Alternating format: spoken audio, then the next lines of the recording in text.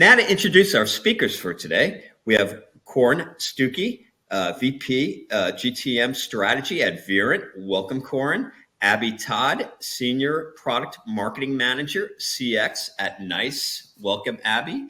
And Brandon Metzger, Senior Director, Insights and Analytics at One Magnify. Welcome, Brandon. So now I'm going to pass the event over again to Corin from Verint. Great. Thank you very much. Glad to be here today. So today, the area I'm going to focus on under the overall topic that Bob mentioned is using data and AI to drive CX automation and elevate your customer experience. And to start, I thought I'd step back and talk a little bit about what we call today's reality, a lot of what we're seeing in terms of common CX challenges that businesses are facing across the enterprise today. The first is really around digital acceleration. We know that customers increasingly want to use digital channels to perform all interactions, and the expectations they have only are getting higher. And so that unfortunately creates a lot of challenges for businesses to really get their arms around all of the digital capabilities.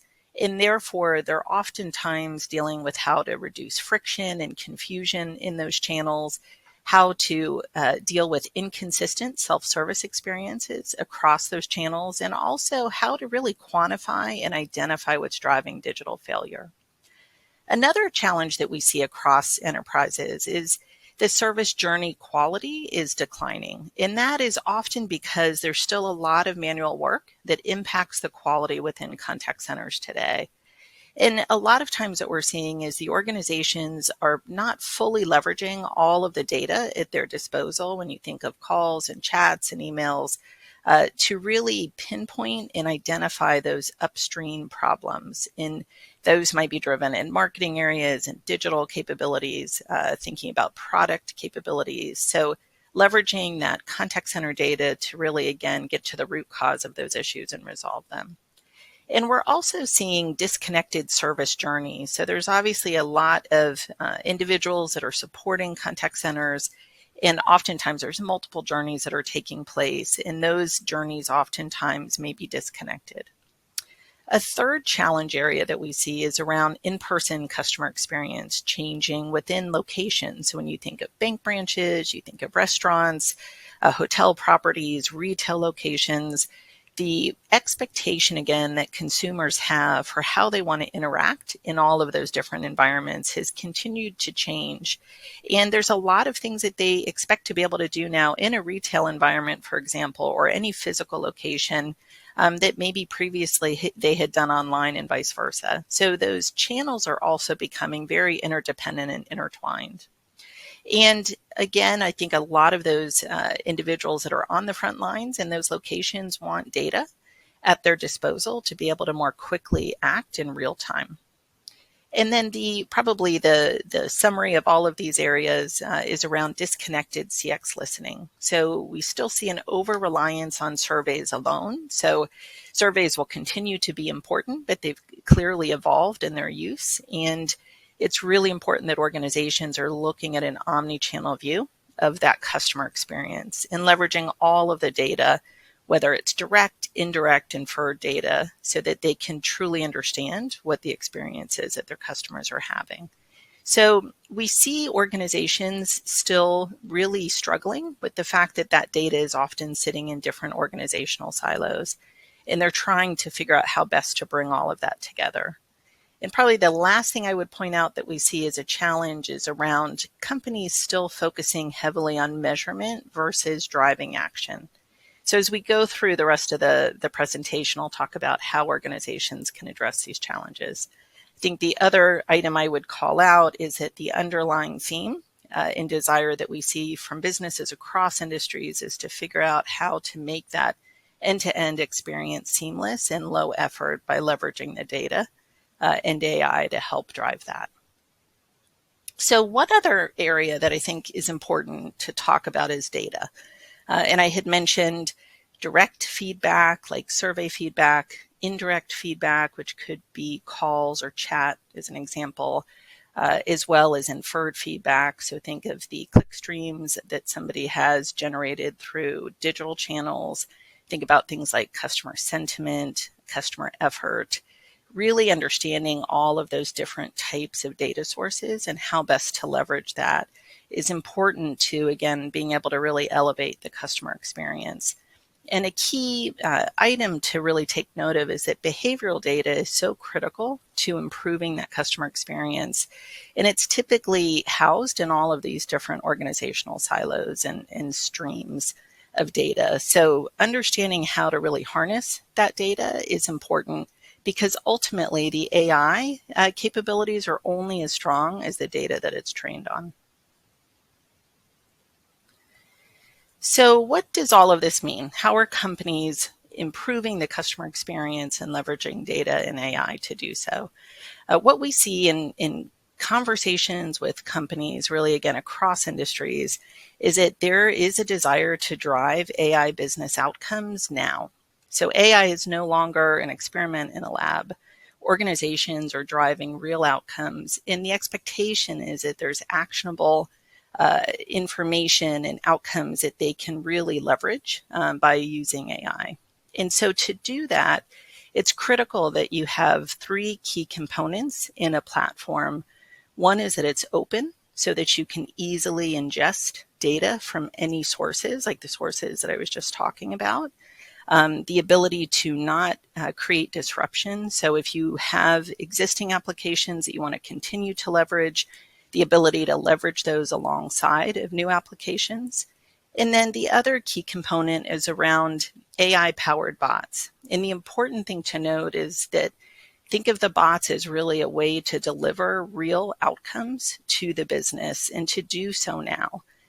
So a lot of the capabilities, again, that organizations are looking for are to really, in some cases, start small. To be able to, for example, understand relevant knowledge for a particular customer conversation, to be able to drive things like web containment, which I'll talk about more, to be able to understand sentiment, right? To be able to assist an agent in a conversation with the customer, to be able to transfer somebody but not lose the context, right, of that prior conversation or interaction. So again, real business outcomes can be enabled through AI-powered bots. And then the last component that's important to have in an open platform is data-driven operations. So that concept of a centralized data hub that can house all of those different disparate data sources so that you, again, can have true insights across the business and to be able to really train your AI and ML on, right? So having that data in a location that's centralized, again, is key to making sure that the AI is trained. And to my earlier comment that it's only as good as the data it's trained on, this gives you a mechanism to do that. So a couple of data points I thought that would be helpful to share. One is when you're thinking about digital channels, and this is actually some data that's come from a report that we just published that is available. It's our State of Digital CX report. And it surveys both customers, so this actually includes 1,500 customers as well as feedback from 450 industry leaders. And I thought one of the points that was interesting to call out is just that continued preference for digital channels. And what you see on the left-hand side is how people prefer to contact a company. And so when asked, clearly we continue to see the digital channel as a preference, and it's even now overtaken the phone channel. What you see on the right-hand side, which I thought was interesting, is their actual behavior. So in the last 12 months, how did they actually interact with organizations? You see 72% chose those digital channels. So again, that increasing need to make sure that those digital experiences, whether on the web or mobile apps, are streamlined. And another data point that came from another study that we produced around banking is it shows that organizations are still falling short when it comes to how they support customers in those digital channels. So in this case, 73% of banking customers reached out to the contact center after they had first tried to perform a task online. So it's still, I think it's hard for organizations to keep up with the demand when it comes to the capabilities that customers expect in those channels. One more data point is around and I thought this was interesting because it also shows, I think, the maturity of customers and how they're thinking about self-service capabilities. And so what customers want are better bots, right? So they realize the importance and the fact that they're being leveraged in different digital channels. And what they're looking for, I think, when it comes to the biggest benefits around chatbots are the fact that they realize it saves time and can resolve their issues faster.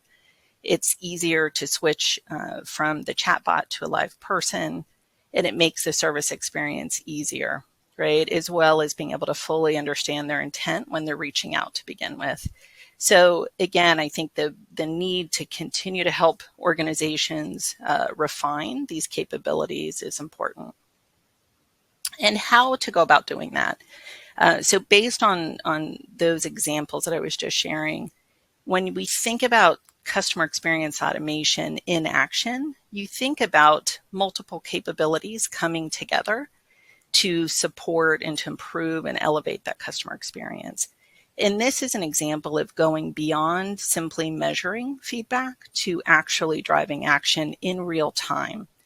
And a lot of that starts with having advanced web and mobile capabilities, the ability to capture feedback in the moment from customers, the ability to identify if a customer is struggling without having to ask them a question. So it could be that somebody is what we call mouse thrashing, right, or rage clicking, or maybe they're hovering on a particular screen for an unusually long amount of time.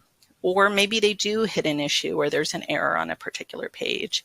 So again, being able to proactively use behavioral data to detect when it's important to be able to proactively intervene with the customer before they end up leaving that channel and having to call into the contact center or even go in person to a channel. So bringing these capabilities together is really important. And then continuing on that journey. So intervening with the customer, for example, if we see them struggling online, being able to serve up relevant knowledge articles that it looks like they have been searching for, so it's more easily at their disposal. But then also even intervening with a IVA chatbot to converse with the customer. And if that customer continues to need help, being able to make sure that they also have that live human interaction. So again, thinking holistically about how to engage with customers and help them facilitate completing a task while also containing them in that channel, which benefits the business. And you can see some of those benefits. So when you're bringing all of these capabilities together, the ability to capture that real-time in the moment feedback, to proactively detect things like struggle, and to engage with the individual with a chatbot shows the benefits. You can increase loyalty by as much as 20%, and these are fairly conservative numbers. You can increase the associated revenue by 10%. You can see a 10% reduction in digital related calls and ultimately a 50% increase in web containment by focusing on all these areas together. And again, these are pretty conservative estimates.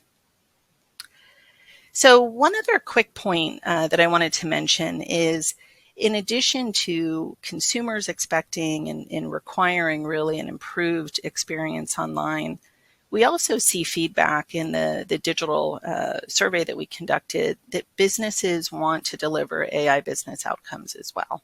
And so when asking which of these trends do you think have the biggest impact on your customer experience strategy over the next 12 months, you'll see the feedback around implementing AI to improve workforce management is the highest, followed by augmenting the customer experience with AI, so the example that I was just showing, as well as analyzing and implementing customer feedback. And so I'll talk about that next. And then other examples, building an omni-channel contact center and personalization technology with self-service.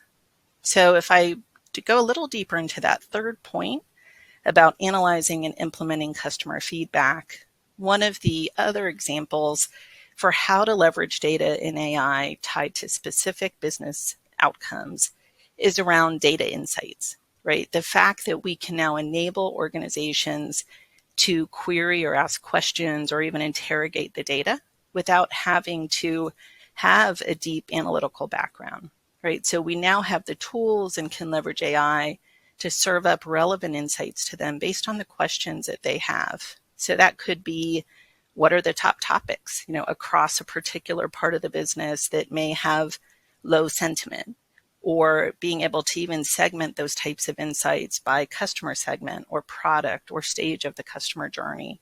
So again, being able to, in a flexible manner, be able to provide answers to customers depending on whatever their questions are using the data. And this would be data in that centralized hub that I was mentioning previously. So the benefits of that, again, are really about speed and just the ease of being able to provide insights to individuals, regardless of their role in the business, without having to have an analyst team to support them in this case, and delivering insights that are actionable for them. So again, real AI outcomes that they can take action on now.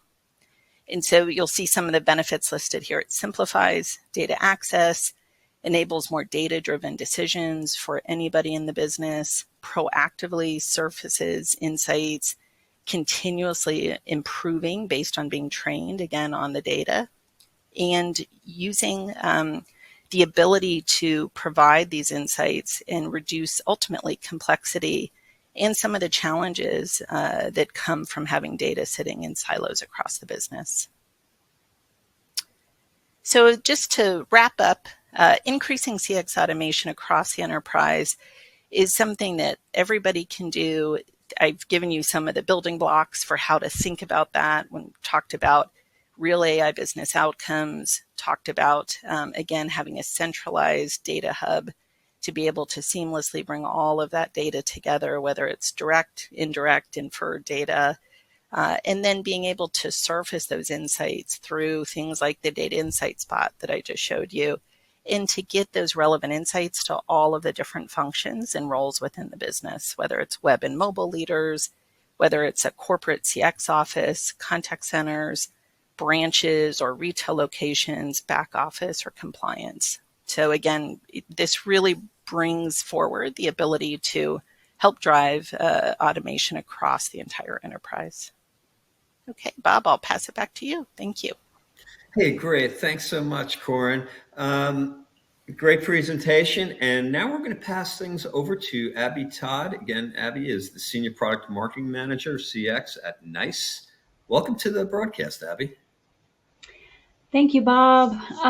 So I wanted to take this conversation in a little, maybe a little interesting direction, because I think that the voice of the customer in general is really morphing into something very big and broad. And when we're talking AI, we're talking a lot more data than the traditional voice of the customer. So I'm looking at this sort of from, how do we do this in a real-time manner? How do we augment the journey?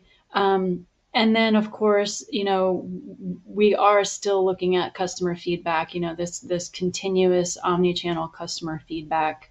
So, what we're dealing with today is the continued headaches of the disjointed processes and the fragmented views coming from siloed data, point solutions that are overlaid, all kinds of chaos is kind of introduced. And so when you look at this one customer experience, to the customer, we have to remember always that it's one experience. So, the customer sends this text to the bot. The bot gets the details, sends the details to a live agent. The live agent is then, trying to help the customer issue a refund. The refund happens. Well, then in that point, at the end of this, they do receive their survey and they do provide their feedback.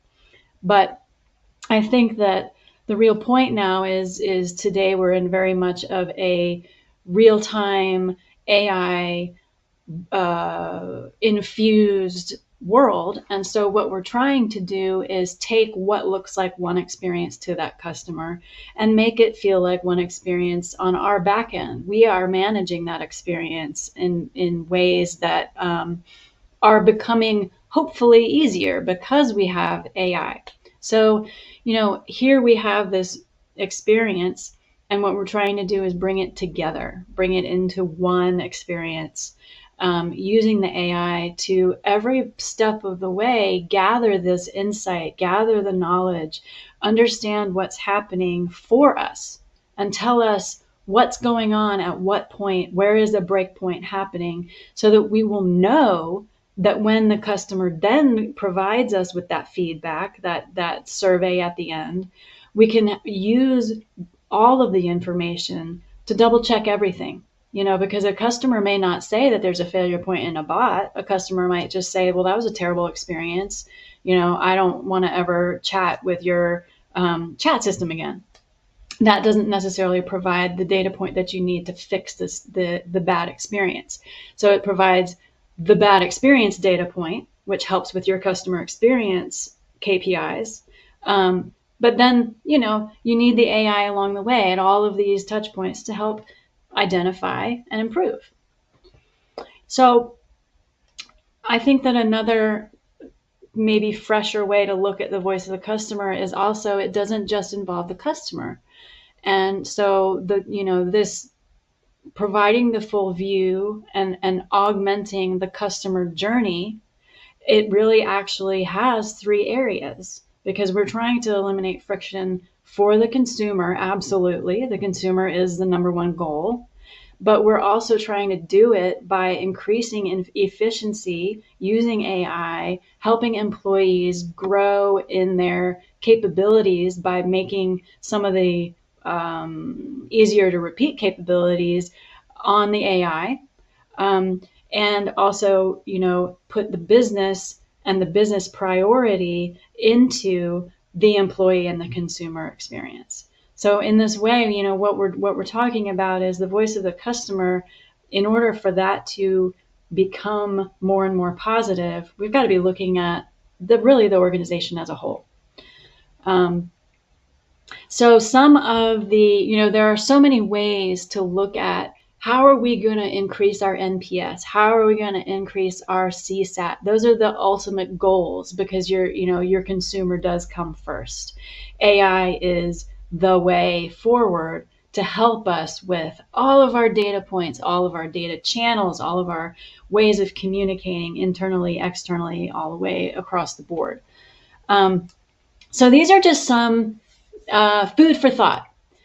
So when we're talking AI, we're talking intelligence that has been gathered across a lot of data, machine learning. Now, in order to make that truly and truly effective, it's really a good idea to manage all your interactions from one single platform. That way you've got this holistic view, it's continuous and connected, and that customer memory and the customer insights are much easier to maintain and keep connected. So what you see here is this individual, John Soda, he's having a customer experience that ends up going to an agent, and the agent can just say, what's happening? And the AI delivers all that contextual information, because it's gathered all that data across this one platform, and it can just shoot that information right to the agent and bring that agent up to speed. So, John is from Atlanta. He's got an issue. He's trying to make a reservation, and he's, having trouble with it. His account isn't reserving rooms.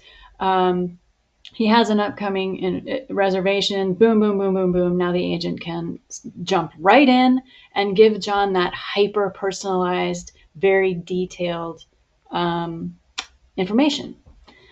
So that's one managed from a single platform. Another one is watch out for AI that is not purpose-built for customer experience. Watch out for that, Chat GPT or Gen AI kind of AI. If it has been trained on just sort of like public conversational data, it could be a pitfall.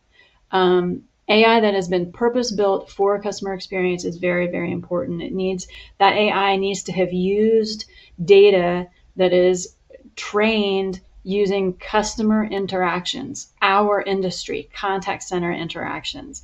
This way it can be trained and know how to be relevant and not pull out some strange subject matter or do something like insult your customer, which, has happened. And it's accurate and it can predict because it will have been trained on so many different journeys that it can actually predict a next step or a next best action. So that's something to be very, very careful about and to consider.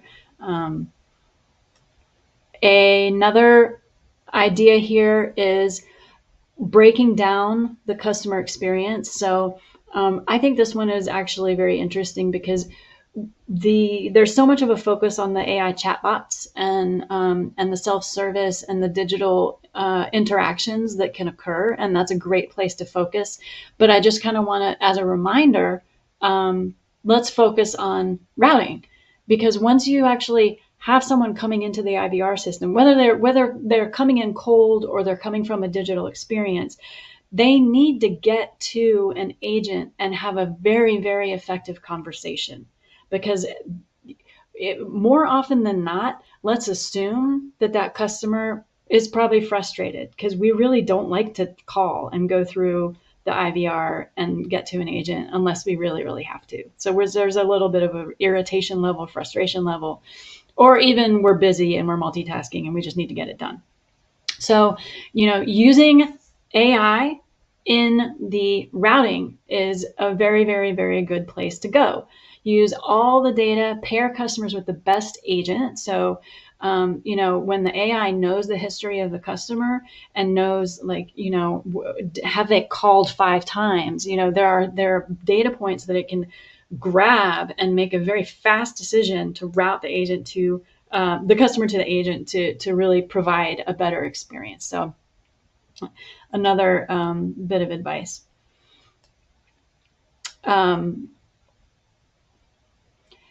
then this one, so now we're talking that agent piece, that focus on, we had the consumer, now let's talk about the agent. So let's use the AI to give the agent as much help as possible to create what will become a good experience for the customer, which is, again, why I'm bringing this into this conversation, because the end goal, is for the customer feedback, the customer survey to reflect all of this effort that's going into making sure that they have a positive experience every time.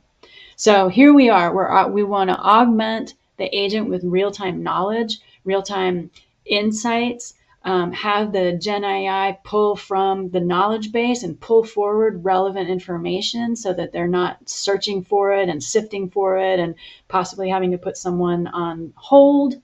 So here we're proactively loading up the agent in a way that the agent can be super powered. We're talking about super powered, focused, and providing the best customer experience possible. This one is actually something that I think is so cool. I was exposed to it recently, and I think that this is where we are headed. So think about data. First of all, I'm saying put your data on a single platform.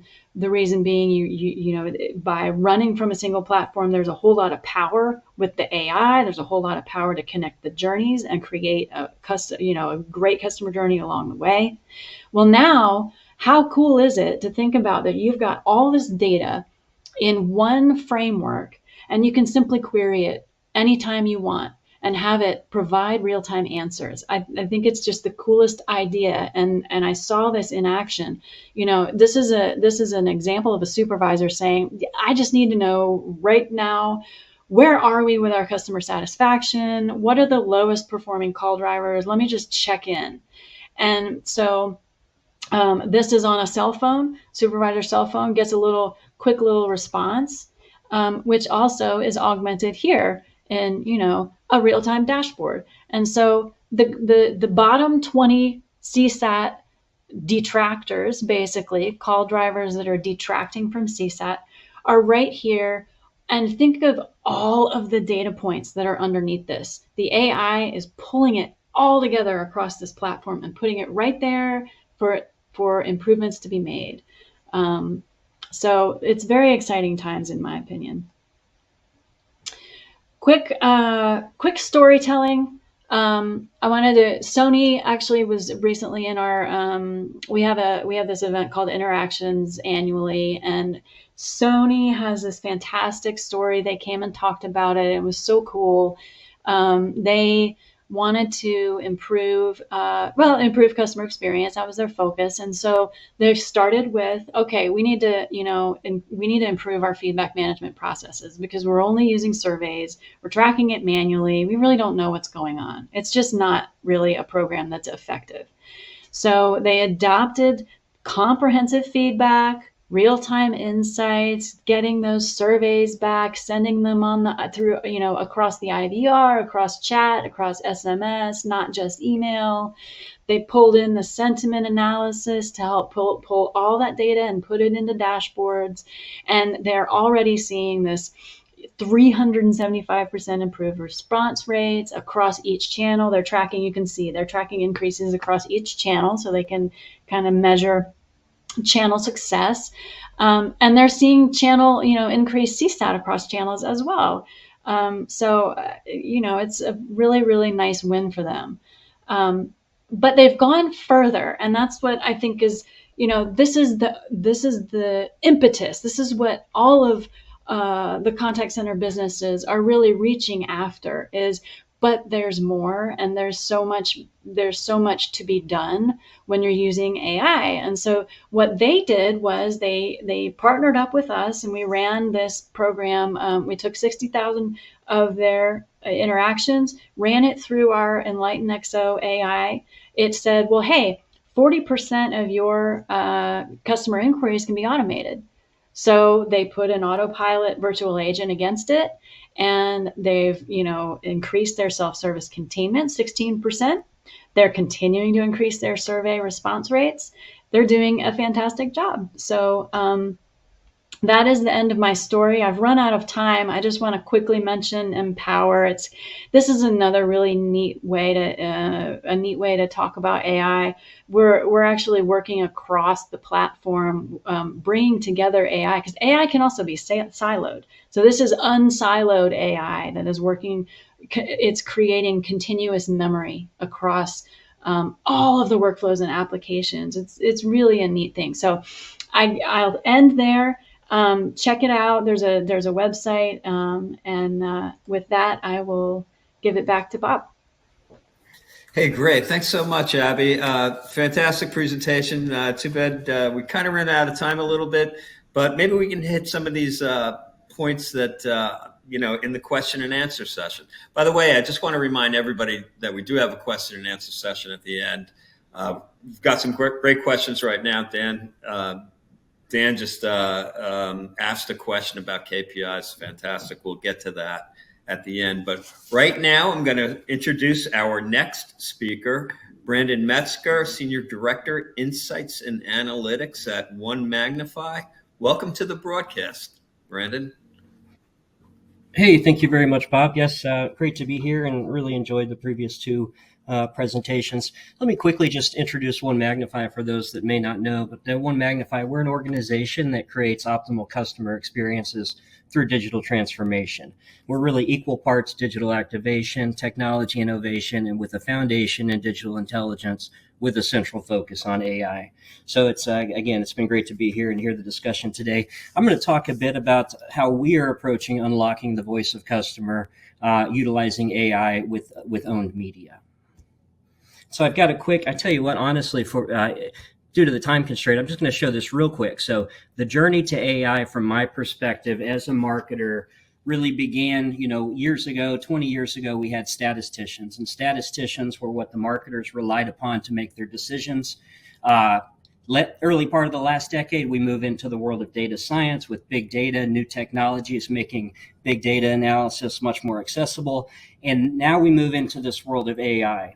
And I'm going to go and show, you probably have seen this before. This is the hype cycle as shown by Gartner, the hype cycle for artificial intelligence. And just to show this quickly, so there's a general agreement that the peak of inflated expectations for AI occurred sometime following the release of ChatGPT. All of the enormous social buzz, kind of end of 2022, early 23. And it's generally true with these hype cycles that these peaks occur when our population as a whole becomes familiarized with a new technology. So it's in mainstream news, and we're seeing and hearing about it everywhere. So if we can say that the peak of expectations has now passed, it should be our job as marketers and in the data science field to make AI practical, and practical to our organizations internally, practical to our clients, as well as ultimately practical to our customers. And so our efforts at One Magnify are centered around this, making AI practical. And I'm going to share some perspective and some examples of what we're doing today with respect to understanding the voice of the customer utilizing AI. So we look at the comprehensive voice of the customer as having three major components. The first of which, what customers are telling each other. And this is by way of earned media. So this is the conversation that customers are having about our brands and our products that they're sharing with others. Sometimes to a very small community, sometimes to massive audiences. But this is online commentary via social platforms, online reviews, forums, blog posts, and other sources. This is earned media because the themes and sentiments expressed, whether positive or negative, we have earned this because for better or worse, this is the experience that we have given the customer. So we want to capture this data. We want to bring it to life by way of interactive tools and AI user interfaces so that brands can capitalize, adjust, and respond accordingly in order to optimize the customer experience. So the second component is what customers are telling you via their actions. This could be direct communication, such as call center interactions, online feedback forms, surveys, really that zero-party data that we talk about. It can also be operational or transactional data points that are housed internally, such as engagement with apps, usage history with products, loyalty metrics, customer lifetime value models, email communication opt-ins, or, of course, conversion rates of your marketing activities via online or offline channels. And then the third component is what you tell the customer. So this is with respect to your paid media, owned media, email, direct mail, SMS, and all of that content that we create through online and offline channels. So we want to be able to optimize that messaging in a way that appeals to consumers in a very targeted and segmented way that reflects their voice.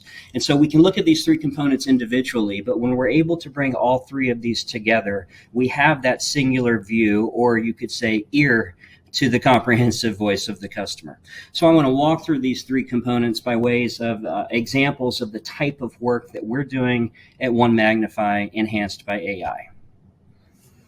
And so the first of those we'll start off with is what customers tell each other. So at One Magnify, we have a voice of customer experience solution, which is essentially a social listening application that follows our clients, allows our clients to monitor over 1.25 billion posts a day from numerous online platforms, including X, Reddit, Facebook, and others, as well as product reviews in various blogs and forums. The platform can also help streamline responses anywhere your team identifies the need for immediate follow-up. And so within the platform, we can identify top themes that are emerging in the marketplace, utilizing a combination of term frequency and complexity to score these themes. And then by utilizing AI, we can score the sentiment of each of these comments or posts across digital platforms so that you can dial in the parameters and feed that into the content of CRM strategy. And so the image on the right is just a quick example, kind of the top section of a type of reporting that is created as a result of this analysis. This one, I think, in a Domo environment that our clients can then use to filter on the overall themes and data collected by the application. This one in particular was to assist a luxury automaker with the launch of a new electric SUV and get comparisons of sentiment and themes in that online chatter against their competitors. So next, a different example, also within the automotive space, but this one in the automotive service space, so dealer service specifically. So we're taking that voice of customer data further by utilizing generative AI. So we've again collected all of this online commentary regarding a particular service network, And then through large language models, we've created a tool that allows our clients to interact directly with this data, non-technical users such as service managers, for example, being kind of key users for this tool. And so on the left side of the image there, you can see a typical GPT response to the prompt. Summarize why customers have had negative experience with repair services. And I think it was mentioned in the previous presentation, actually, that what you'll get with a typical GPT response is sort of this general, really strong answer, but maybe a little bit too general. So we're familiar with this type of response. It's a great foundational response. It's really incredible, perhaps from an outsider's perspective, but to a service manager, it's much too general. On the right side, though, by training a model on the data that we've collected that's specific to this dealer network, we're able to generate much more customized responses, much more specific and relevant to this particular service network. You see the themes of not returning phone calls and potentially lack of professionalism coming up. So overall, the goal of these types of tools is allowing brands the opportunity to change the narrative and how customers perceive the brand and then take corrective action. So we utilize these themes to create AI-generated content that is reacting to what your customers are telling you and what they're telling each other. So the next example is the second component, what customers tell you. And we've got an example of our application being deployed on call center interactions for an automotive OEM who really wanted an efficient and automated way of identifying trending themes and customer issues within those interactions in order to provide better training for contact center resources. And through aspects of natural language processing and AI, we created some automated sentiment scoring and a proprietary emotional progression metric, which is tracking the overall score, if you will, of the phone call at key moments of the interaction. And so to the right is a particularly interesting example where a customer who was essentially ready to purchase a full-size truck had been to various dealerships seeking that truck, but wanting to find that truck with a heated steering wheel. And it may be that the customer was interested in more of a base model trim and the heated steering wheel was in more premium trim and had bells and whistles that he didn't value. He simply wanted the truck that he wanted and he wanted to add a heated steering wheel. So he's upset about this. He calls into the manufacturer's call center, now frustrated with the dealership. And so the sentiment actually starts out kind of negative from the beginning. The agent on the phone, unfortunately, is unable to provide any useful information. Ultimately, told the customer that the heated steering wheel was not going to be available in the configuration that he wanted, and we see sentiment fall again. And the customer actually indicating, well, if that's the case, maybe he no longer wants the truck. So the sale is lost at that point. Sentiment falls further. And the agent, hoping to salvage this experience, unfortunately, perhaps being poorly trained, ends up suggesting to the customer that maybe he should look at a sedan because he's found a sedan with a heated steering wheel. So the customer wanting a truck certainly doesn't want a sedan. Sounds like an absurd suggestion to the customer, who ultimately disconnects the call in a highly dissatisfied state. However, through this automated insight generation tool, we're able to bring these issues to the forefront so that call center managers and the like can take appropriate actions, improve their training, optimize scripts, etc. I believe our team's actually put together some additional resources on this emotional progression scoring, and so look for a follow-up email from our team that will be sent out after the session.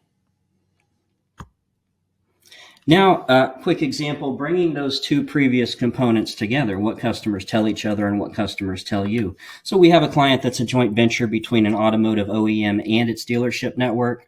This joint venture sits between these two entities and, among other things, facilitates robust data access to guide marketing strategy. One of the things they wanted to do was to make this massive data available to the dealerships in a way that made it accessible, again, to a non-technical user, using AI to make data practical, right? So this potentially could be a sales manager who certainly doesn't have an analytics team on staff, isn't writing SQL queries on their own. Essentially what we did, our application captured all of the online discussion regarding the brands and the various nameplates and dealership interactions, centralized all of this data, as well as then integrated this data with the dealer network's own DMS data and customer level marketing journey information turned all of this into a searchable vectorized data set. And then from there, through internally housed generative AI models, we deploy text-to-SQL translators that allow, again, a sales manager, for example, to query that data and gather information and insights by interacting with a chatbot. So a sales manager may ask how customers feel about their new EV, or how customers feel about the new truck versus the competition, or even potentially how many leads do we have in the database within our region for customers who may be in market for our new SUV. And the chatbot then has the ability to respond back by querying the database, the exact number of leads we have, and actually even sort them by derived propensity scores so that the sales manager can prioritize the outreach strategy. So again, just really cool stuff, making AI practical. The solution's being tested across a group of pilot dealerships now, and is planned to roll out to the full network at the end of the year. And so now the third component, what you tell customers. So we want to think about how to optimize our messaging in a way that it resonates and creates the optimal customer experience, which may be different across segments and from person to person. We can measure that experience by looking at the outcomes of our content. Often, though, what prevents us from being able to clearly analyze our content is a rich history of all of the components making up that content. So we have begun exploring utilizing computer vision techniques to create data and then synthesize that content into a usable form for machine learning algorithms and interactions with AI. And what you see in the animation to the right is just a visual example of turning images into embeddings. These images could, for example, be paid media ads. I think this example is actual email content. They could be direct mailers. They really could be any form of media. But these embeddings are essentially vectorized data, meaningless to you and I, but essentially numerical representations of images and text that capture their semantic meanings. And so these embeddings are then able to be utilized by machine learning algorithms trained against the performance of those particular content deployments. So performance could be measured in terms of views, likes, comments, click rates, conversion rates, or whatever the objective of that deployment was. And so then, taking this a step further, utilizing generative AI, we can gain an understanding, for example, of expected performance of content before the actual deployment of, say, an email campaign. The example on the right, we have uploaded an image of an email to a chatbot. Of course, the embeddings are produced from that image, and then we can ask the question, what is the expected performance of this email campaign? The resulting response from the bot tells us we can expect over 24,000 clicks, provides us with an analysis of why this is a strong piece of creative with a great layout and a compelling offer. And I do want to add, the image embeddings may not be the only input to this model in order to get robust results. There are other features about the offer that contribute to the model, but the embeddings component is allowing us to advance this overall ability. But imagine now in a pre-deployment setting, having the ability to iterate and bounce ideas against the AI recommendations. Let's say that a bot returns only 2,000 clicks. We know at a baseline we need 5,000 clicks to break even, so we can interact with AI and ask what are recommendations to increase the effectiveness of the campaign and receive a series of suggestions in response. So then the possibility also exists of the AI understanding performance across specific customer segments and having the ability to make unique content suggestions relative to those segments. And so this is where we're really able to optimize the customer experience with our own content, our owned media, and specifically tailored to our audience, confirmed by their voice and by their actions. So thank you very much. Appreciate the opportunity to share that perspective. Hey, we're at the very early stages of this journey. It's exciting to be part of it, and I know we all can't wait to see the advances to come. Thanks. Hey, that was fantastic, Brandon. I certainly can't wait to see how this plays out in a few years as well. Hey, we're heading into the question and answer session right now. We've got some great speakers on the line, so if you have any questions, this is a fantastic time to ask them. Hey, Corin, I'm going to jump to you since we haven't heard you since the beginning of the presentations. And here's a question. Where do you recommend that companies start their journey to improve CX using data and AI? Where would somebody start if they're trying to jump in right now? Great. So thank you. I think one of the things that we often recommend is not to get overwhelmed, especially when talking about data and AI. I think the concepts can get overwhelming for companies sometimes. So really thinking about the specific business problem that you're trying to solve for, and then stepping into that area. So I gave some examples earlier about being able to automatically detect if a customer is struggling when they're online. So starting with that as an example, and then thinking about how do you build on that, and thinking about that as really a strategy with several different components. And so that could be, once you've tackled identifying struggle, then thinking about, again, that how do you step into proactively engaging a customer if it looks like they're continuing to need assistance. How, again, to make sure, and I think you've heard all of us talk today about the importance of really creating, a strong customer journey. So how to help them ultimately complete a task is what's most important. So whether that's online or they do ultimately need to talk to somebody, the key is how do you make sure that you're continuing to retain the context of everything that they've done so far, so you're not asking them to repeat themselves, as one example. So what I would say is really starting with the business outcome that you have in mind and what specifically you're trying to improve, and then thinking about the different capabilities that are available to you to do that. All right, fantastic. Here's a question I'm going to pose to you, Abby. And it's, okay, let me just pick it up. Okay, so the question is, how do you know where to monitor for social media in specialized industries? And this person, Michelle, is in medical devices. So is there enough social media out there, or how would you approach something like that? That is a very, very good question, Michelle. Thank you for asking it. It actually came up. I have a customer that they're not in medical, but they're in dental. And we had a fantastic discussion about that very thing. What the medical dental industry is very touchy because of all of the high security around it. You can't really, it's not like you're going to go on social media and have an entire discussion about someone's medical device. You can't do that. And so what they decided to do was to have a presence on social and then monitor social, so that if anything comes across that's a negative sentiment, or that is really some weird random question like, can you help me with my medical device, they transfer it. So it's automatically transferred to the highly secured chatbot or phone number or whatever channel that is appropriately compliant for your particular vertical. So in that particular situation, we actually would say, take it easy on the social. Don't make it a big, huge channel that you're dealing with. Make it a monitor and then flip it, into the contact center. So I hope that helps. Right. No, absolutely. Absolutely. I was wondering how that worked myself. Okay. Brandon, from One Magnify. By the way, really interesting presentation. I have one question though. This is not a question from the audience, but owned media is what? I kind of lost track there. It's earned media and paid media.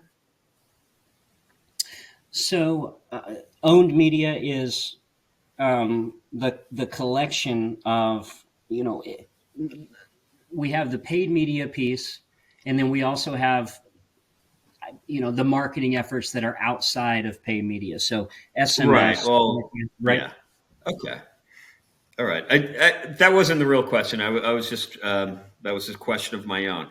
The real Sure. question is, okay, so can you kind of review how creating optimal content works, and could the embedding technique apply to other types of visual content like sell sheets or website content? Oh, that is a good question. Yes. So the thought is that embedding can certainly be taken off of any image. There are also word embeddings as well, essentially multimodal embeddings. So you can take embeddings off of multiple different types of media. But we certainly think that, in the automotive space where our teams do a lot of work, there's actually still a lot of direct mail that happens, and in other industries there's a lot of direct mail that happens. So certainly embeddings could be taking off of the images of those mailers, and as a result, be utilized for machine learning to optimize the performance of those types of media as well. All right, fantastic. Okay, so we're coming up against the hour, so I'm going to ask a question from the audience, and it just jumped away from me. And the question is, and I'm just going to throw this out to the group. I'll start with Corin, just to make it easy. Can AI replace after-call surveys, or will they always be a place for surveys? Are surveys going to be around forever? Oh, it's a great question. So I think surveys certainly have a place, but yes. So when you think about an after call or a post call survey, we can definitely leverage AI to think of a CX scoring bot as an example to score that particular call based on the conversation. So it's actually a great example of where AI can be leveraged. Right. Okay. So I'm going to jump to you now, Abby. What would you say to the future of surveys? So I say I come from a bit of a paranoid spot on this. I think that AI, based on my conversation, AI does replace an after call survey in a different way. Like AI is going to be doing all of the augmenting across the journey to hopefully create an after call survey, after contact survey that will be an adequate data point to then go back and be that measurement of how AI is working. And of course, AI can replace an after call survey in an AI method within the survey itself. But I would say no. I don't think surveys are going to go away, because you need the raw human feedback. You can never fully trust your AI. So that's what I would think, is always let the customer say something as that final data point. So we're always going to ask a direct question. Yeah, okay. I think so. Okay. How about Brandon? Where do you see this going?